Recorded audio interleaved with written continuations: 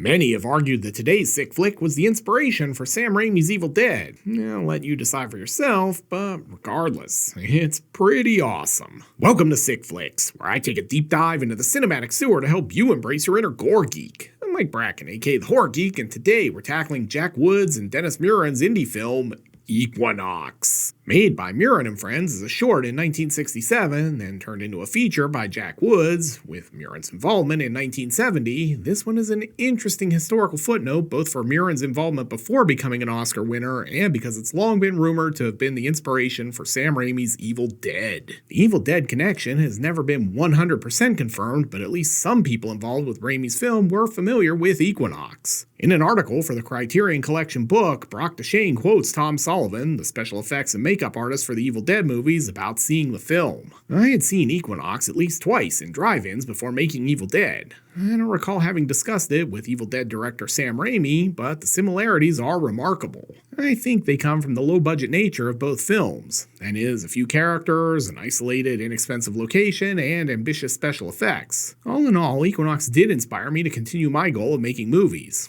If they can do it. At any rate, the similarities are there, right alongside the Lovecraftian overtones and all that. I suspect that Raimi and the team are familiar with the film, and that's no slight to Evil Dead. Equinox is very cool, and if you're gonna borrow from something good, as I always say. But enough about that. Can Equinox summon enough stop-motion demons to earn a coveted 5 barf bag rating?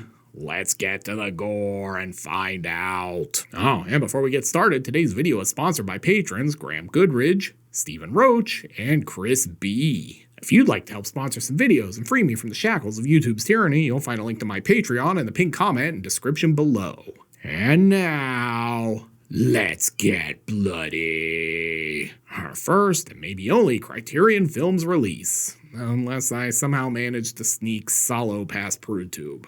We're very highbrow today. I don't know about Evil Dead, but this opening clock shot is definitely making me think this might have inspired Days of Our Lives. Like sands through the hourglass, so are the days of our lives. Frank Bors, who would later change his name to Frank Bonner and star as the Natalie-dressed Herb Tarlek in WKRP in Cincinnati. Robin Christopher. It's like Winnie the Pooh's pal picked the worst, most obvious fake name possible when he went into witness protection. Totally makes me think of this Simpsons bit. For privacy's sake, let's call her Lisa S.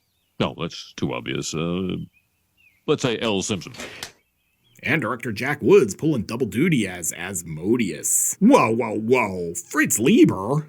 Lieber was a famous horror and fantasy author who is probably best known for writing The Great Conjure Wife. God, are we watching this through a kaleidoscope? Or my edibles kicked in really fast this week. Boy, you just really don't see names like Irving Lichtenstein these days. Now every kid is a Thaxton or Braylon or some horse shit. Not gonna lie, Irving Lichtenstein also sounds like a Fletch alias. Lichtenstein, it's Scotch-Romanian. Special effects courtesy of 9-time Oscar winner Dennis Muren. He worked on a few small films only the hardest of hardcore cult fans know. Something called Star Wars and Jurassic Park. Mark Thomas McGee only gets a story credit here, despite getting a shared director's credit on Muren's original shorter cut of Equinox. Hey, you know what really grinds my gears? This opening shot of Gears. What? Ed Begley Jr. on camera?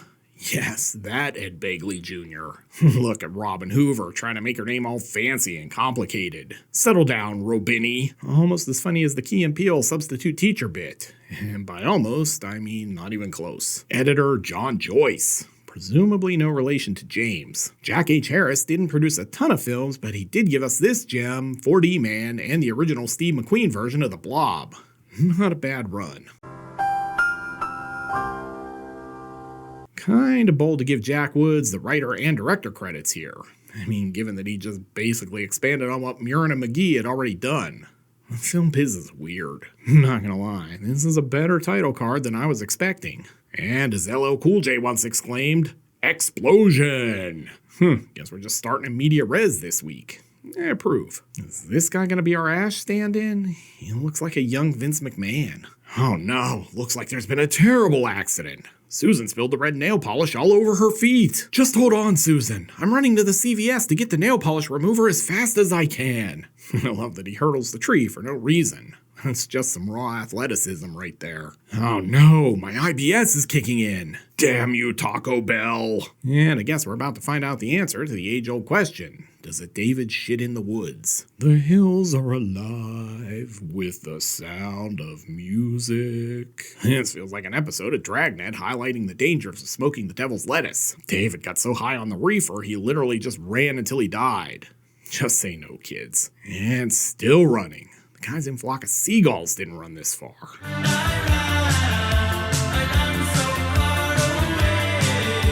Live look at the first Tesla. There's clearly someone driving that car. Oh yeah, definitely a Tesla. Hey, there's a homeless drunk on the side of the road. Can we keep him, Pa? Please? And we're gonna get some drive-through exposition. A year ago yesterday, as a matter of fact, they brought David Fielding to the hospital. Whole lot of exposition here, honestly. Maybe we could have seen some of that and less running in the opening. They found 3 bodies, and another guy was missing. Yeah, sure. Just shoot this shot mid-torso. Looks great. And no wonder David's depressed. He's basically living in an unfinished basement. Look at those walls. I feel like this is basically how Halloween 4 started. Jesus, check out the Doc's hair. It's like the business pompadour. And now let me show you the broom closet. This spacious one-room efficiency rents for $9,000 a month in the Bay Area. I think this is basically auto-hypnosis. I'm getting very sleepy. Oh yeah, this dude definitely has a bit of a resemblance to a young Joe Friday. Are you hopped up on goofballs, son? Do you kids even remember Dragnet? Christ, I'm old. Oh yeah, definitely hopped up on goofballs. Or smack. Look, son, I'm just here for the facts. But first, would you mind looking at my portfolio? It's Fritz Lieber. Solid author photo. Oh, sure. A blur filter flashback. Why not? Live look at Lieber's agent tracking him down to get the next book. This sends David over the edge. I'll kill you, Friday. Anyway, Doc's like, then you thought this pompadour was just for show. It's not. Here, let me play you my Rockabilly Band's demo. Back in the cell, Andy Kaufman has David locked in the camel clutch. This match could be over. My JR gets better every week. This guy's such a badass, he's gonna scratch on a reel-to-reel. Also, Evil Dead nod? It makes sense, he's in a hospital because David's about to drop the 16 sickest bars ever. And now our reporter is thinking some deep thoughts. If my car is traveling at the speed of light, will my headlights work? So, 2 fun facts in this scene. This detective here is producer Jack Harris, and the voice on the tape recorder is horror icon Forrest J. Ackerman. And with all the setup out of the way, we can finally get to the Evil Dead inspiration part of the film. Wanted to see me. Right away. His mountain cabin. Something important. Probably something involving a Book of the Dead and Kandarian demons. Oh yeah, this scene is real exciting. Look, Susan, how many times do I have to tell you? Driver picks the tunes, and I said Wu-Tang. Oh, and Herb's gonna mansplain how a camera works. And then here's the shutter. Now, you press this button, and it takes a picture. Random out-of-focus cop. Damn kids, gonna start poking around up here and uncover my plan to claim the nearby gold mine by convincing the locals it's haunted. Focus movie. Oh man, the Doc's place is a real fixer-upper. And the ranger shows up and introduces himself. Oh, hello. You the ranger here? That's right. Name's Asmodeus. Oh, come on. That's totally a Prince of Hell name. Very subtle movie. Also, that's director Jack Woods. But it gets weirder because there's a castle out here too. What the hell movie? I mean, I probably should say a matte painting of a castle. Pretty sure it's not really there. Gonna tell my grandson these guys were the inspiration for the characters in Stranger Things. But before they can get to the castle, they find this cave. Man, this place really does have it all.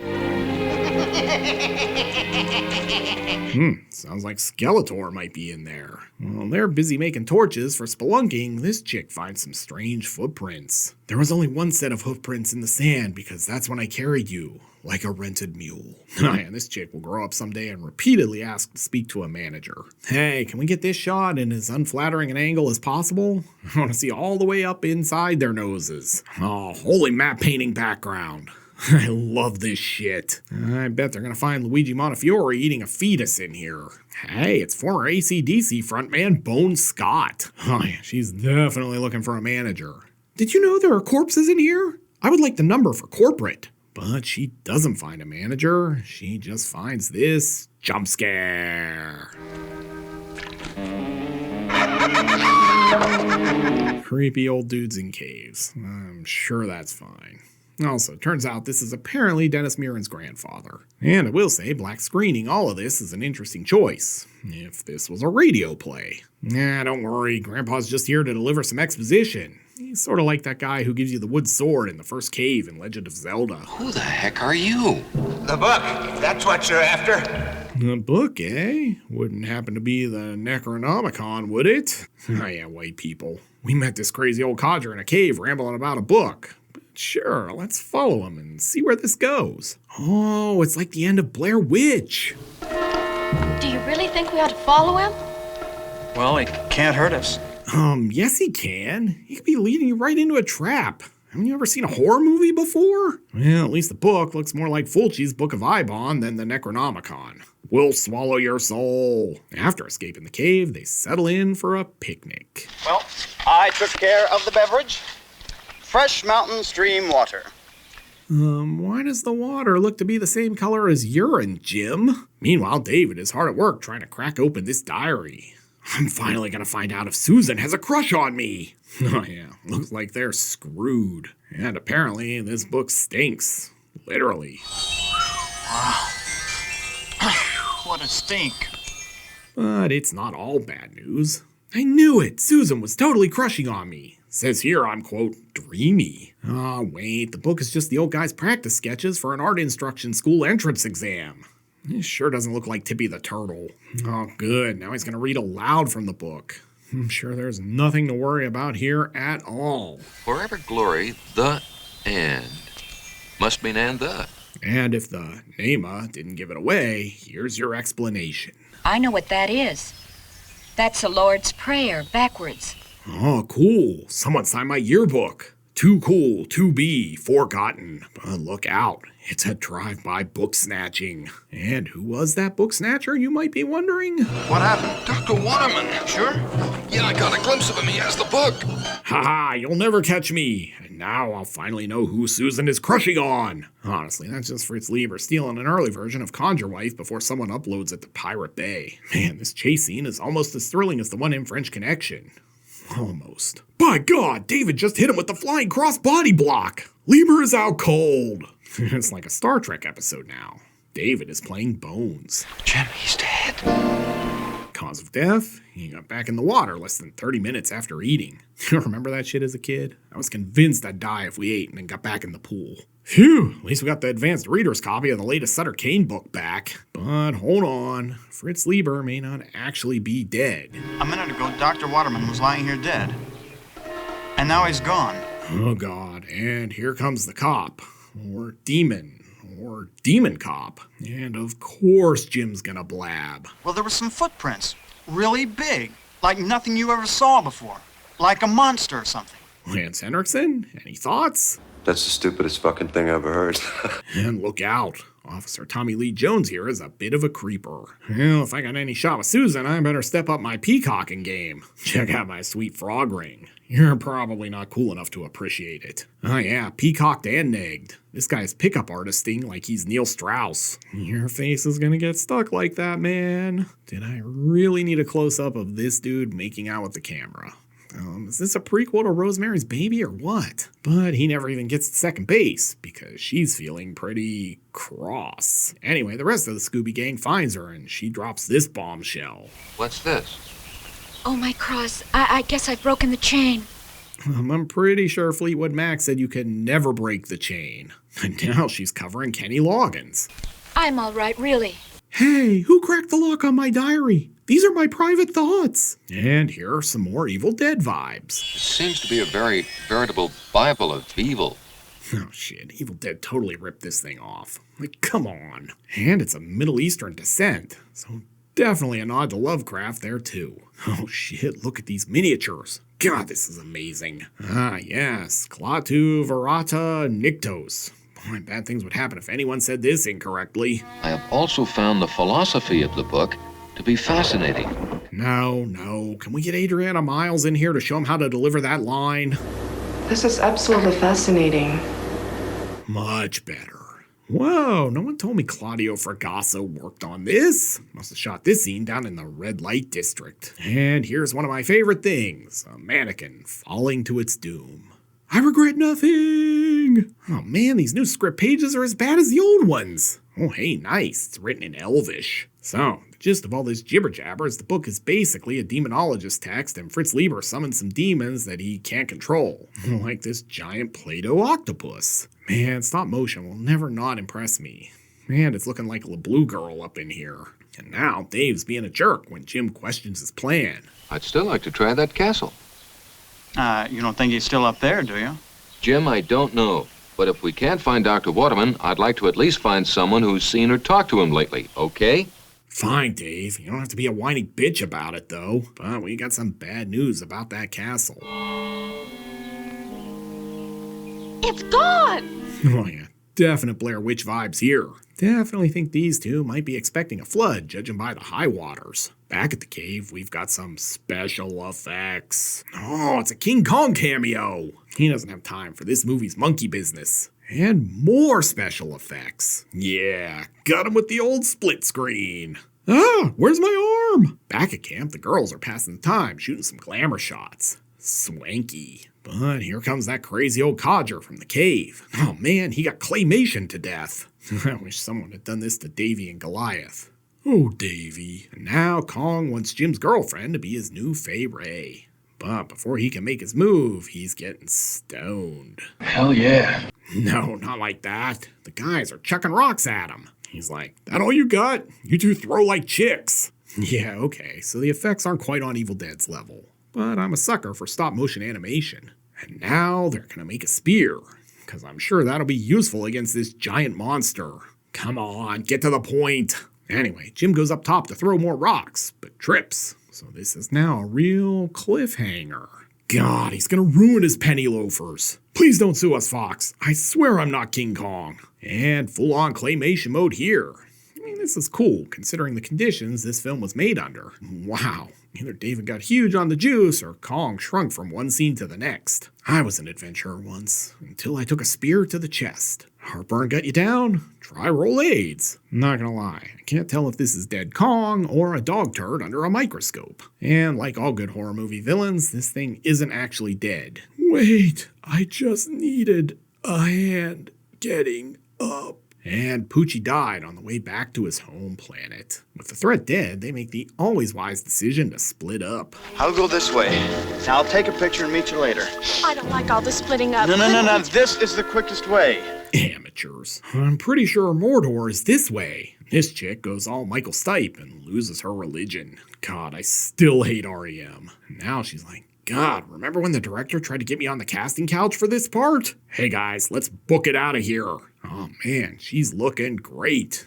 Although she might have Bell's palsy starting. No doctor though. When Karens attack. This reminds me of that Godzilla trailer.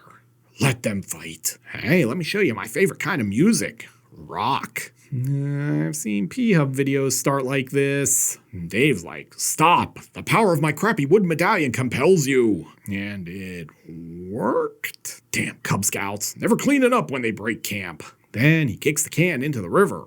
Like the map? I'm starting to think the Blair Witch folks definitely saw this one too. I mean, this might be important since he saw a can floating down the river earlier. Is he in a time loop? Then Asmodeus shows up. Sorry, son, I'm gonna have to write you a citation for littering. I'm kidding. He wants something else. You people have the book, don't you? Whoa. You have the book and you're going to give it to me. But then his twig necklace saves the day. Man, those things are surprisingly handy. Then he goes all psycho Monty Hall. Look, I'm not gonna lie. The potential threat of death would have made Let's Make a Deal a lot more interesting. This is a live look at me explaining the chronology of the Demon series to someone who didn't ask. You see, in some circles, people insisted Lamberto Bava's The Ogre was Demons 3, but it really wasn't. And now Vicky's running off in search of a manager. Okay, this definitely looks suspiciously like the spinning vortex that sucks Ash back to the past at the end of Evil Dead 2. Then David tells us when we all figured out an hour ago. Asmodeus. I just remembered. Asmodeus is another name for the devil. Not quite, Dave. Asmodeus is more commonly regarded as one of the 7 princes of hell and a king of the demons and Shadim, but close enough. Oh yeah, Edible's in overdrive right now. By God, it's Kamala, the Ugandan giant! Or maybe the missing link. Ooh, and he gives Dave a taste of his pimp hand. And what a shocker. Jim's gonna cave and hand over the book. Mr. Asmodeus, where are you? Special effects! Jim is half the man he used to be. Oh no, they lost Jim. Killed by a camera framing trick. You hate to see it. Young Vince McMahon plans to take over the wrestling biz. Man, did Phantasm rip this thing off too? This looks a lot like the strange world they find after going through the Tall Man's dimensional portal. Castle establishing shot. Oh, hi there. And Jim's a real heel. He's breaking Dave's twig necklace. That or trying to give him one hell of a titty twister. Wait a minute, that's not the real Jim. The real Jim is here. Oh yeah, this is totally Jim. Which one of them has the book? Susan, but Which way is the car? Nah, that seems completely normal. This is really just Jim going through his goth phase, I think. Vince here is like, I'm not sure about this gimmick. We've already got Gangrel on the roster. Oh no, my twigs! Eat this pimp fist, Asmodeus. I really think Jim got his pants in the children's section. Transformation! Almost as good as American Werewolf in London. Almost. Oh, but wait. Now he's a flying Play-Doh demon. Oh no, it's Rodan! And Karen gets it. Tell that to my manager. Hey, her pants changed color. Say it with me, Joe Spinell. Continuity is hard. And now her hair's different too. Look at this sweet claymation. And now Dave has finally found a use for the book. Beating off Asmodeus with it. hell yeah. No, I meant hitting him with it. Settle down. Now you could say David is feeling pretty cross. Oh no, looks like they might be in grave danger. Anyway, there's an explosion and Susan is dead. Killed by the editing. Then this happens. You will not escape. Really wish it had said, join us. Oh man, the movie just lapped itself. We saw this at the beginning. Please don't be starting over. Please don't be starting over. Alright, time for some real talk. Vince really selling the crazy person gimmick here. Alright, this clenbuterol should settle you down. There's no story here. Oh hey, it's Susan. I'm sure this isn't ominous at all. Oh, and end card. So, what have we learned from Equinox? Well, for starters, that it seems pretty clear that this had some level of influence on Evil Dead. And you could even make the case that it influenced films like The Blair Witch and Phantasm as well. I mean, there are some ideas in all of those films that feel very similar to the ones in this feature. But as a standalone film, Equinox is still a lot of fun. It's low budget and it shows, but the FX work and lack of funding actually work in the film's favor. The stop-motion animation stuff is utterly charming. This one's a classic, and I'm glad Criterion brought it to a wider audience. But enough about that. Can Equinox conjure up a 5 barf bag rating? Let's go to the gore card. In terms of gross anatomy, Equinox is very light. We get the guy killed by the giant ape, 1 death by flying claymation demon, a spear in the chest, and that's about it. This one isn't nearly as gory as Evil Dead, but it's an important piece of horror history. There's not enough gore here to give Equinox anything more than a paltry 1 barf bag rating, but this one is still well worth tracking down. Looking for another cool Evil Dead riff? Then be sure to check out my review of Bloody Muscle Bodybuilder in Hell. You'll find a link here on the screen. I'll meet you over there. Until next time, I'm Mike Bracken, aka The Horror Geek, bringing you all the splatter that matters.